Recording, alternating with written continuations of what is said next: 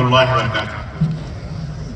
إن الحمد لله نحمده ونستعينه ونستغفره ونؤمن به ونتوكل عليه ونعوذ بالله من شرور أنفسنا ومن سيئات أعمالنا.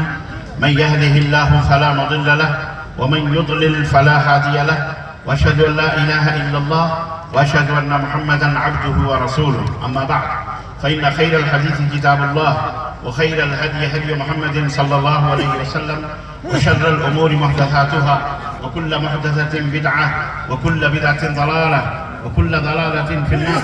قال الله تعالى: يا أيها الذين آمنوا اتقوا الله حق تقاته ولا تموتن إلا وأنتم مسلمون. يا أيها الناس اتقوا ربكم الذي خلقكم من نفس واحدة وخلق منها زوجها وبث منهما رجالا كثيرا ونساء واتقوا الله الذي تساءلون به والأرحام إن الله كان عليكم رقيبا. يا أيها الذين آمنوا اتقوا الله وقولوا قولا سديدا يصلح لكم أعمالكم ويغفر لكم ذنوبكم ومن يطع الله ورسوله فقد فاز فوزا عظيما. اللهم صل على محمد وعلى آل محمد كما صليت على إبراهيم وعلى آل إبراهيم إنك حميد مجيد. اللهم بارك على محمد وعلى آل محمد كما باركت على إبراهيم وعلى آل إبراهيم إنك حميد مجيد. تمام قسم کی حمد و ثنا کبریائی اور بڑائی اس اللہ عز و جل کے لیے لائق و زیبہ ہے جس نے ہمیں اور آپ کو پیدا فرمایا، اور بیش بہا درود و سلام اس ذات مبارکہ مطہرہ پر جن کا نام نامی اسم گرامی احمد مجتبی محمد مصطفیٰ صلی اللہ علیہ وسلم. معزز علماء کرام، سامعین اعظام، نوجوان دوستوں، بزرگوں اور بھائیوں اور قابل احترام اسلامی ماؤں اور بہنوں، آج کی یہ عظیم الشان کانفرنس جامعہ اسلامیہ نور الہدیٰ جامتاڑہ کے زیر اہتمام اس سرزمین پر منعقد ہوئی ہے، جس میں حاضری کے لیے کئی سال میں نے انتظار کیے. ہمارے برادر گرامی قدر فضیلت الشیخ ڈاکٹر عبدالسلام مدنی حفظہ اللہ طائف سے، سرزمین طائف سے مسلسل رابطے میں رہتے تھے اور اس پروگرام کی یاد دلایا کرتے تھے، اور آج میرے لیے کافی مسرت اور خوشی کی بات ہے کہ یہ ٹھاٹھے مارتا ہوا انسانی سمندر اور آپ حضرات کا یہ ذوق اور شوق اور آپ کی یہ محبت آج یہاں پر مجھے جو مسرت ہو رہی ہے میں انہیں لفظوں میں بیان نہیں کر سکتا. کافی وقت گزر چکا ہے اور آپ حضرات نے کافی علماء کی بہت ساری تقریریں سماعت فرمائی ہیں. اللہ عز و جل سے دعا ہے کہ اللہ تعالیٰ ہمیں کہنے اور سننے سے زیادہ عمل کی توفیق عطا فرمائے. عزیزان گرامی قدر، میں لمبی چوڑی تمہید نہ باندھتے ہوئے آپ کے وقت کو قیمتی بنانے کے لیے میں اپنے موضوع پہ آتا ہوں. آج کے اس اجلاس میں، آج کی اس کانفرنس میں جو مجھے موضوع دیا گیا ہے، یہ بڑا وسیع موضوع ہے، اصلاح معاشرہ. آج اسی موضوع پر میں آپ حضرات کی خدمت میں چند گزارشات رکھنے کے لیے حاضر ہوں. اللہ عز و جل سے دعا ہے کہ اللہ تعالیٰ ہمیں کہنے اور سننے اور اس کے مطابق عمل کرنے کی توفیق عطا فرمائے. اللہ ہماری صفوں میں اتحاد عطا فرمائے، اور جتنی دیر ہم بیٹھے ہیں ہم اس نیت کے ساتھ بیٹھے ہیں کہ اللہ رب العزت کے فرشتوں نے ہمیں اپنے جلوں میں لے رکھا ہے. یہ عبادت کی گھڑی ہے، یہ عبادت کی جگہ ہے. اللہ اور اس کے رسول کے بیانات جہاں ہوتے ہیں، نبی کائنات نے فرمایا خفتہم الملائکہ وغشیتہم الرحمہ، ملائکہ فرشتے انہیں اپنی صفوں میں لے کے بیٹھتے ہیں اور ان کے اوپر رب کی رحمتیں نازل ہوتی ہیں.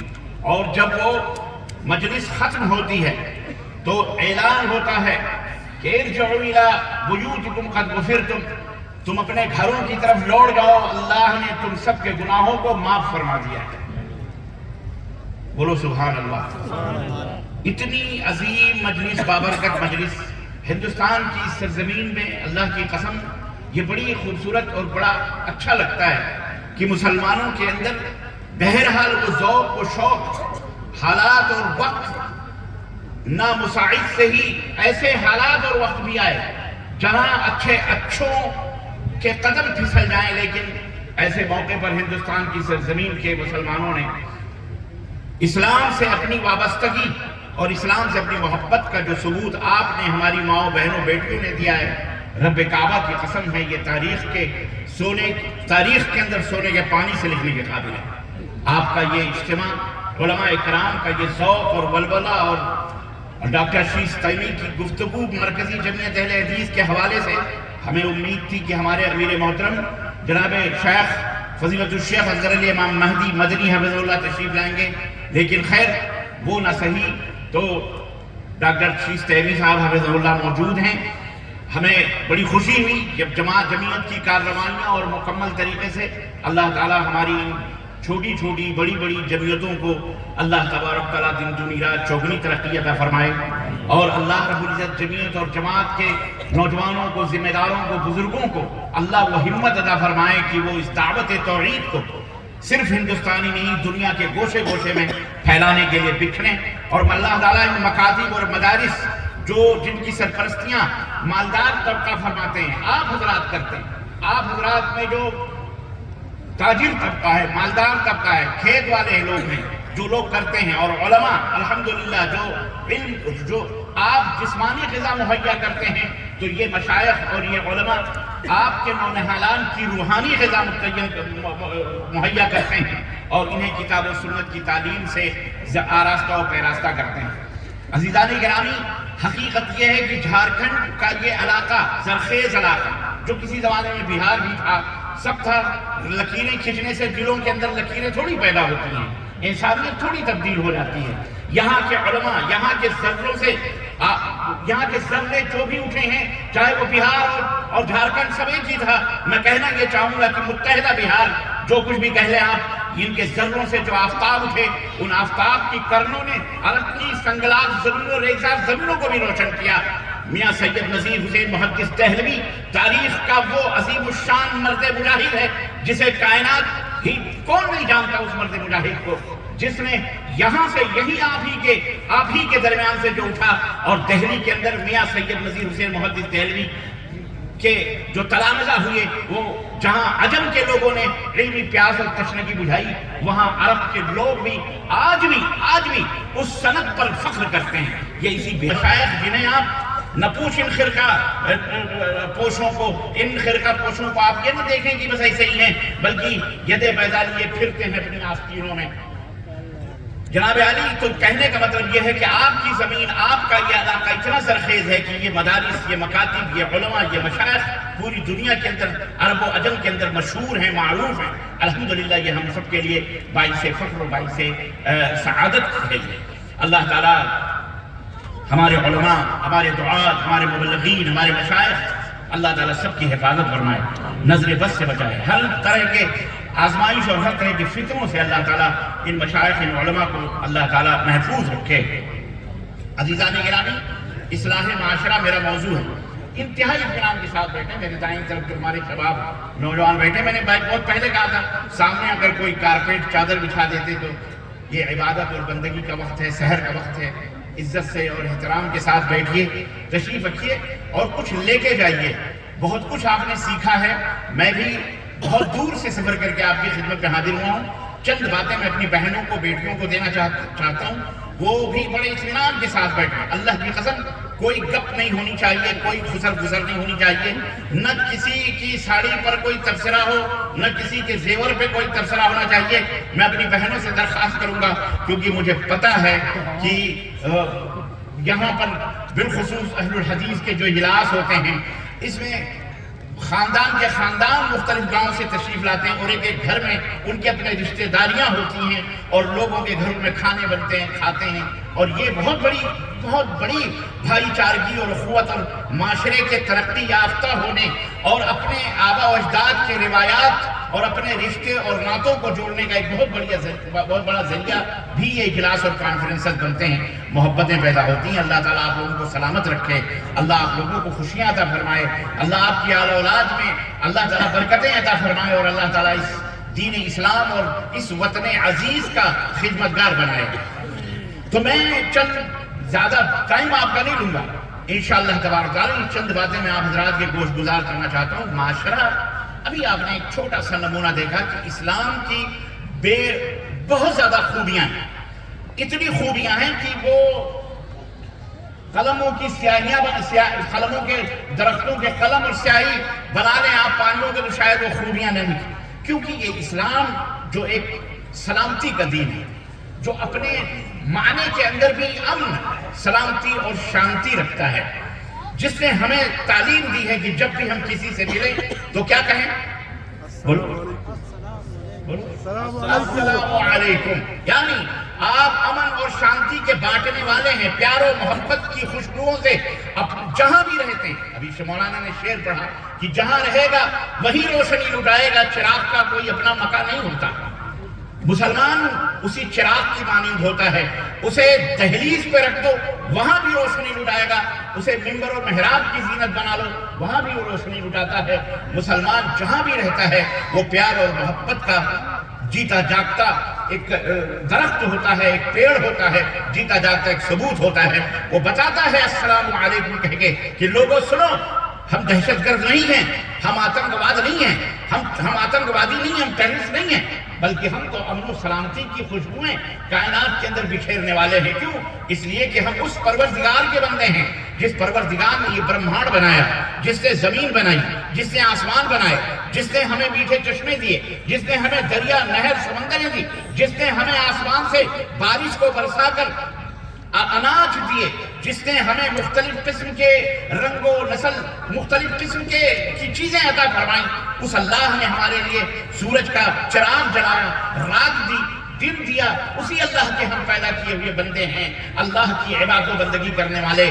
یا ایھا الناس اعبدوا ربکم الذی خلقکم والذین من قبلکم لعلکم تتقون۔ اے کائنات کے لوگوں، اے سنسار کے واسیوں، اے سنسار کے واسطے اپنے اسی مالک کی عبادت کرو، اسی رب کی پوجا کرو جس نے تم کو بھی اور تمہارے پوروجوں کو بھی، تمہارے باپ داداؤں کو بھی، پرداداؤں کو بھی، پچھلے لوگوں کو جس نے پیدا کیا اس کی عبادت کرو، جس نے تم کو بھی پیدا کیا، جس نے تمہارے باپ داداؤں کو پیدا کیا تاکہ تم متقی بن جاؤ، پرہیزگار بن جاؤ۔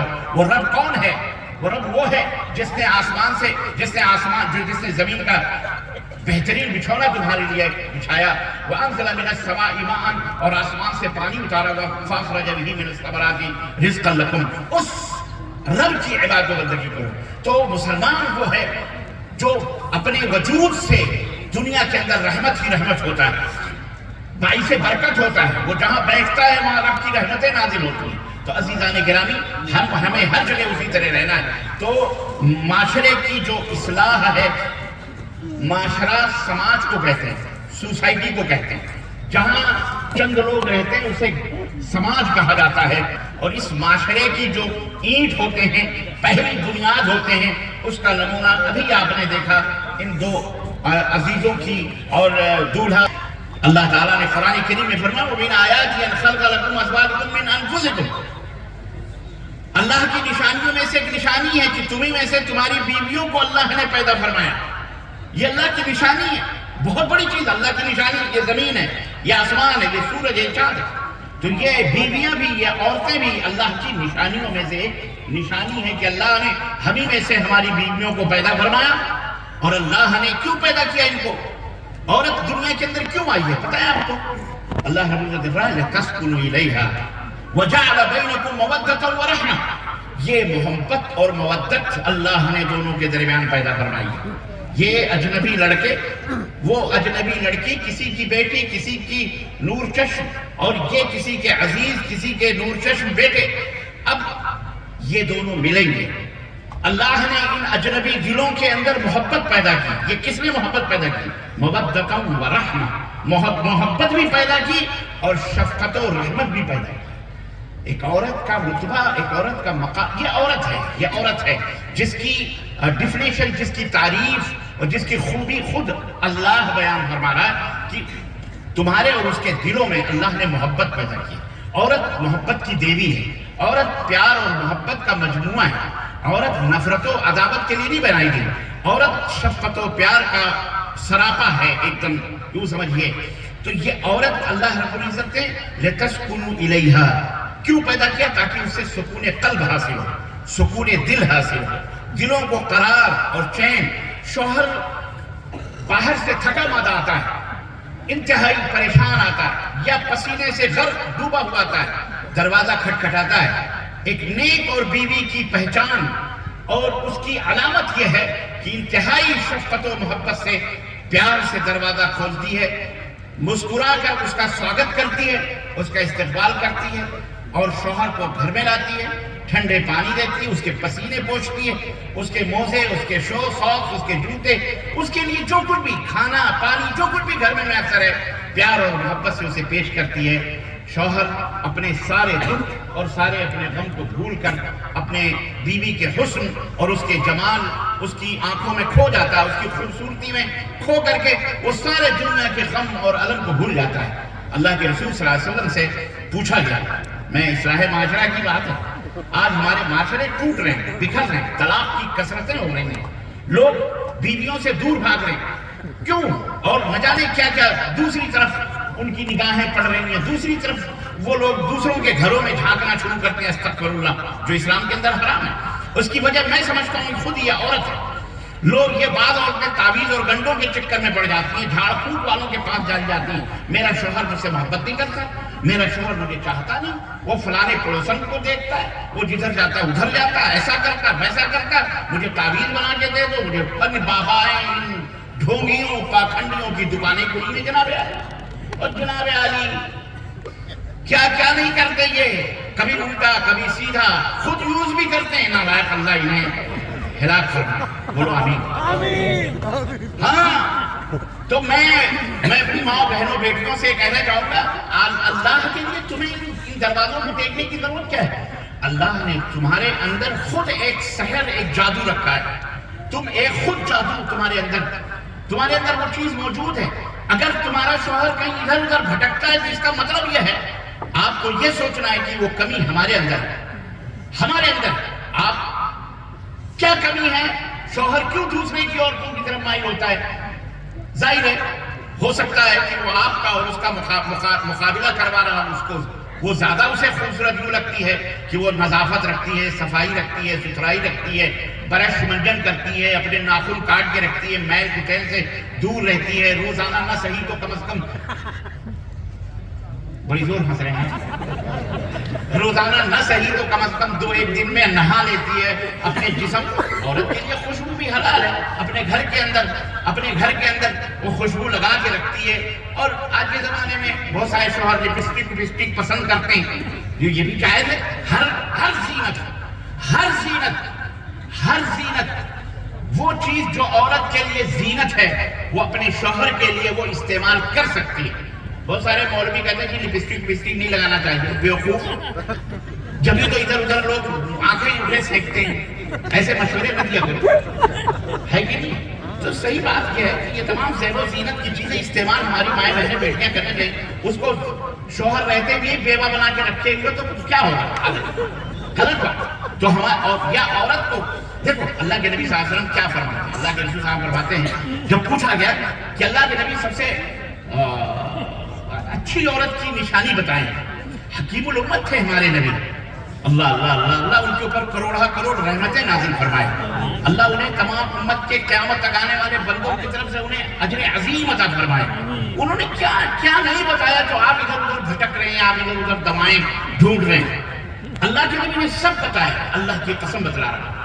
یہ ہمارا قصور نظر ہے، ہماری کمی ہے کہ ہم اللہ کے نبی صلی اللہ علیہ وسلم کی حدیث مبارکہ سے دور ہو کر شیطانی چنگلوں میں پھنس کر نہ جانے کہاں بھٹک رہے ہیں۔ اللہ کے نبی سے پوچھا کہ اللہ کے نبی اچھی بیوی کی نشانی کیا؟ سنو میری ماں بہنوں بیٹیوں سنو، اللہ تعالیٰ نے تمہیں اپنی نشانیوں میں سے ایک نشانی بتائی، تم اپنا رتبہ سمجھو، اپنا مقام سمجھو۔ تم تو صرف تمہیں کیا ہے، ساس بہو کے بیچ میں لڑائیاں ہی کرنا آتا ہے، بھائی میں لفڑا لگوانا، جھگڑا کروانا، بٹوارا کرنا، تیرا چولہا ادھر، میرا چولہا ادھر، میری ہنڈی ادھر، تیری ہنڈی ادھر، یہ گھر اس میں ہر آنگن میں دیوار۔ یہ نہیں اسلام، یہ مسلمان عورت کی پہچان نہیں ہوتی۔ نبی کائنات صلی اللہ علیہ وسلم نے فرمایا، پوچھا گیا کہ ایک نیک عورت کی پہچان کیا؟ تو آپ صلی اللہ علیہ وسلم نے فرمایا، اذا رأیتها سرتک، جب تم اسے دیکھو تو بالکل خوشیوں میں مست ہو جاؤ، ہاں کھل جائے تمہاری باتیں، ماشاءاللہ تبارک اللہ، اللہ تعالیٰ ہمیں تو دنیا میں جنت کی حور مل گئی، ماشاءاللہ، ہے کہ نہیں؟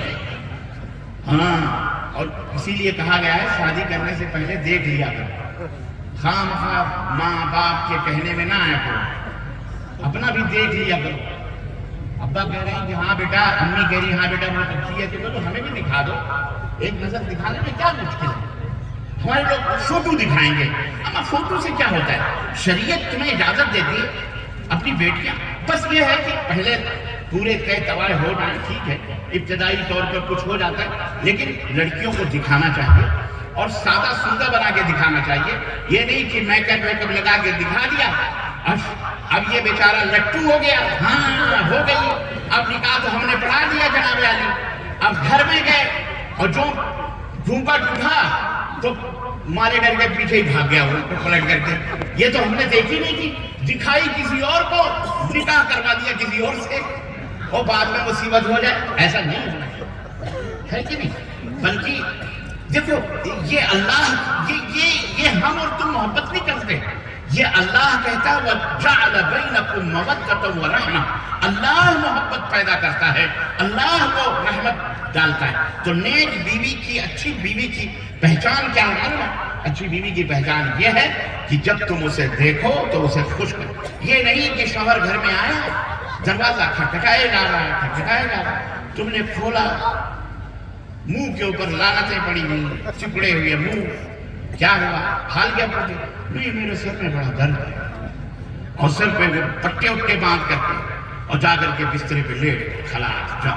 وہ بیچارہ تھکا ماندہ آ رہا ہے، وہ کہاں جائے؟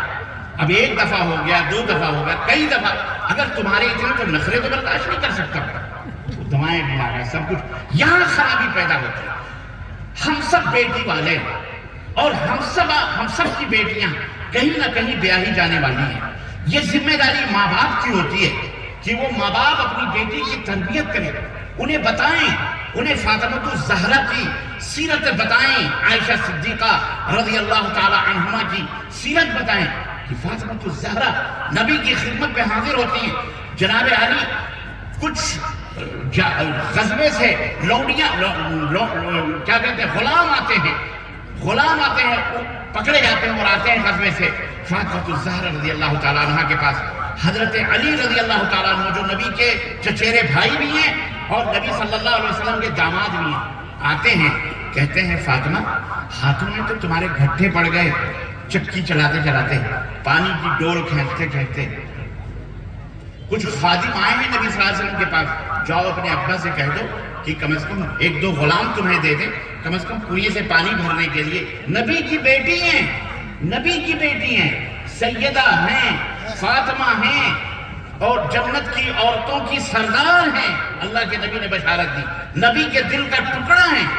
ان کا حال یہ ہے کہ گھر میں شوہر کی خدمت کر رہی ہیں اور چکیاں اور ہمارے یہاں بھی آج مشینیں آ گئی جناب، ورنہ ہماری دادیاں، ہماری مائیں آج بھی چکیاں پیستی تھیں اور آٹے نکالتے تھے 2-3 کلو کے، پھر وہ بن کر کے۔ تو یہ حال ہے نبوت کے گھرانے کا۔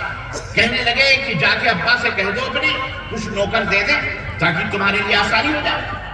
بٹیا نبی صلی اللہ علیہ وسلم کی بیٹی گئی اور حضرت عائشہ سے ملاقات کر کے آ گئی، کہنے لگے کیسے آئے؟ کہنے لگے ابا نہیں ہے گھر پہ، بولے نہیں ہے۔ وہ کہا اچھا ٹھیک ہے کوئی بات نہیں، چلی آئی۔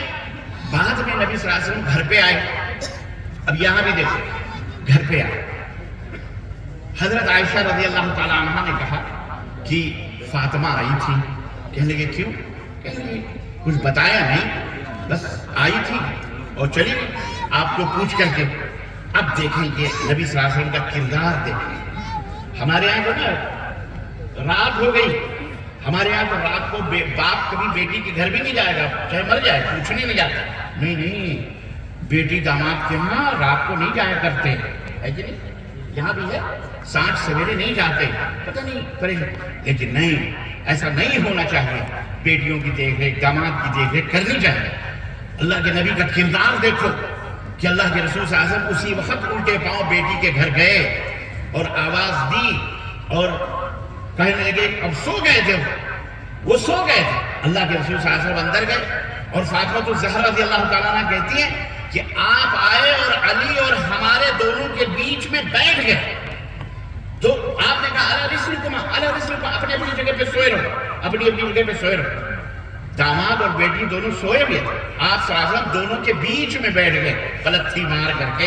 हजरत फातिमा तो ज़हरा कहती हैं, अल्लाह अकबर, कहती हैं कि अल्लाह की कसम मैंने नबी कलाम सल्लल्लाहु अलैहि वसल्लम के तलबे की ठंडक अपने सीने पे मैंने महसूस किया है। ये मोहब्बत, बेटियों से शफकत, बेटियों का प्यार।